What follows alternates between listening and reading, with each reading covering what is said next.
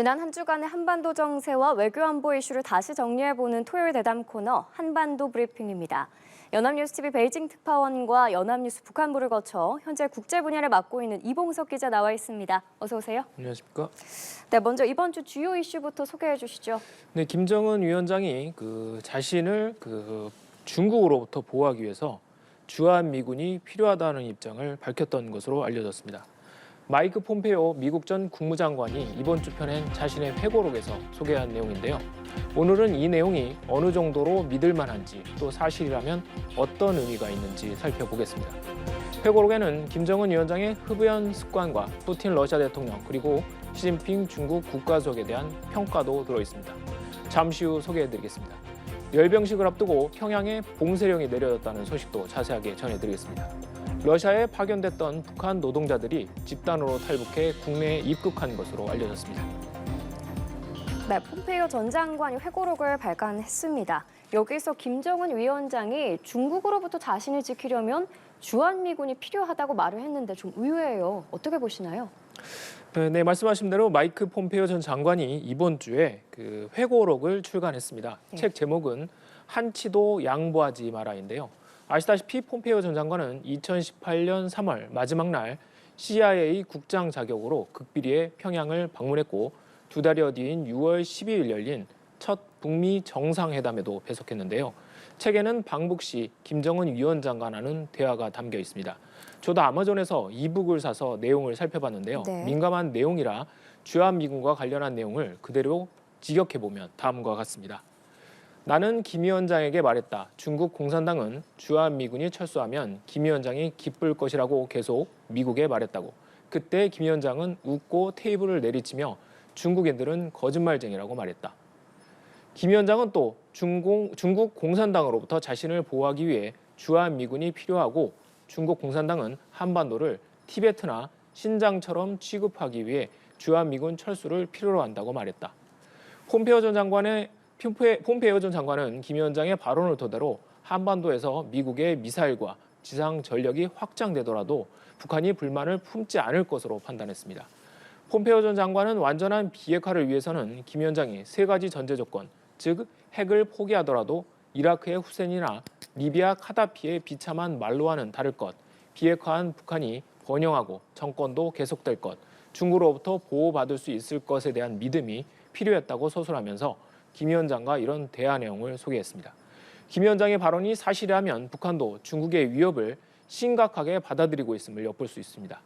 북한과 중국이 겉으로는 혈맹처럼 보이지만 북한 권력 내부에선 주한미군이 철수하면 중국이 북한을 속국처럼 취급할 수도 있다는 위기감이 도사리고 있다는 겁니다.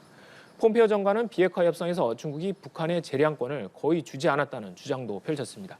다시 회고록 그대로 직역해보면요. 싱가포르 정상회담 때를 묘사하고 있는데요.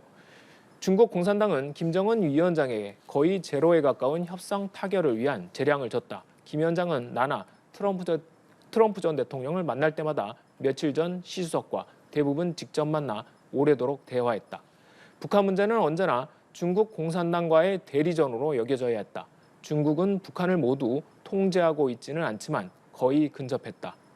사실 북한의 중국에 대한 거부감은 뿌리가 깊습니다. 잠시 전문가의 얘기 듣고 다시 이어가겠습니다.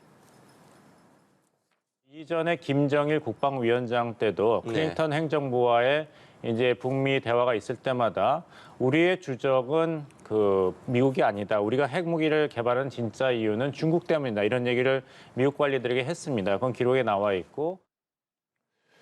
하지만 회고록에 나온 내용이 폼페이오 전 장관이 과장을 섞어 표현했을 수도 있고 또 김 위원장이 이렇게 말했더라도 진심이 아니었을 수도 있습니다. 북미 정상회담의 결과물을 내놓기 위한 립 서비스일 가능성도 배제할 수 없는 겁니다. 예를 들어 비슷한 시기 김정은 위원장은 평양을 방문한 정의용 당시 청와대 국가안보실장에게 한미훈련을 예년 수준으로 진행하는 것을 이해한다고 말했는데요. 김여정 당 부부장은 계속 한미훈련을 비난해 오고 있습니다. 회고록에는 2019년 판문점 남북미 정상의 만남 과정도 소개되는데요. 김 위원장이 당시 트럼프 대통령만 만나고 싶어 했다고 폼페이오 전 장관은 적었습니다.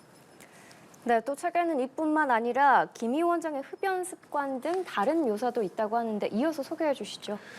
네, 그렇습니다. 그 두 사람의 대화는 몇 시간에 걸쳐서 계속이 됐습니다. 네. 그런데 대화는 45분마다 끊겼는데 다름 아니라 김 위원장이 중간중간 전화를 받고 담배를 피우러 나갔기 때문입니다. 예.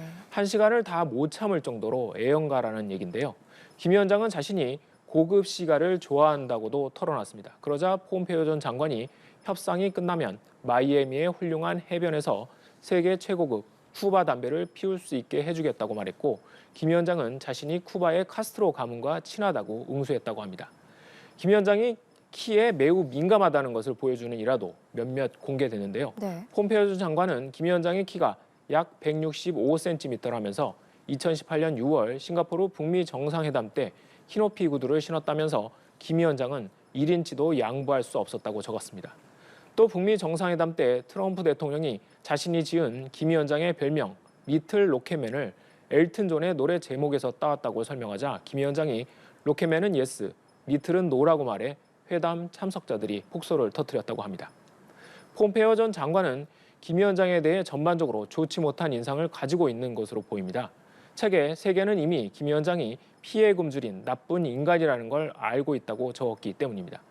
카운터파트였던 김영철 당시 통일전선부장에 대해서도 지금까지 만났던 사람 중에 가장 고약한 사람이라고 악평했습니다. 김영철의 이력 중에 천안함 폭진 사건도 있다는 내용도 포함됐습니다. 무엇보다 시진핑 중국 국가석에 대한 악평이 눈길을 끄는데요. 폼페이오 전 장관은 푸틴 러시아 대통령은 사악하지만 재미있고 명랑하다면서도 시석은 음침하고 죽은 눈을 가지고 있다고 평가했습니다. 네, 코로나 얘기로 넘어가 보겠습니다. 평양에 닷새간 봉쇄령이 내려졌다는 얘기를 들었는데 코로나 상황이 더 심각해졌다고 봐야 할까요?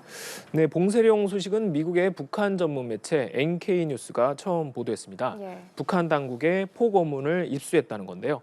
봉쇄 기간은 지난 수요일부터 내일까지 닷새간입니다. 포고문에는 일반적인 감기를 포함한 질환이 평양에 확산하고 있다는 내용이 담겼습니다. 하지만 코로나19는 언급되지 않았습니다. 북한 당국은 주민들에게 봉쇄 기간에 하루에 여러 번씩 체온 검사를 받으라고 지시했습니다. 봉쇄령에 앞서 사재기 현상도 벌어진 것 같다고 NK뉴스는 전했습니다. 봉쇄령 관련 내용은 평양 주재 러시아 대사관이 페이스북을 통해 북한 외무성 의정국에 외교 공안 내용을 소개하며 한층 더 구체적으로 알려졌습니다. 봉쇄령 기간을 북한은 특별 방역 기간이라고 부르는데요. 상황에 따라 3일간 연장될 수도 있다고 합니다.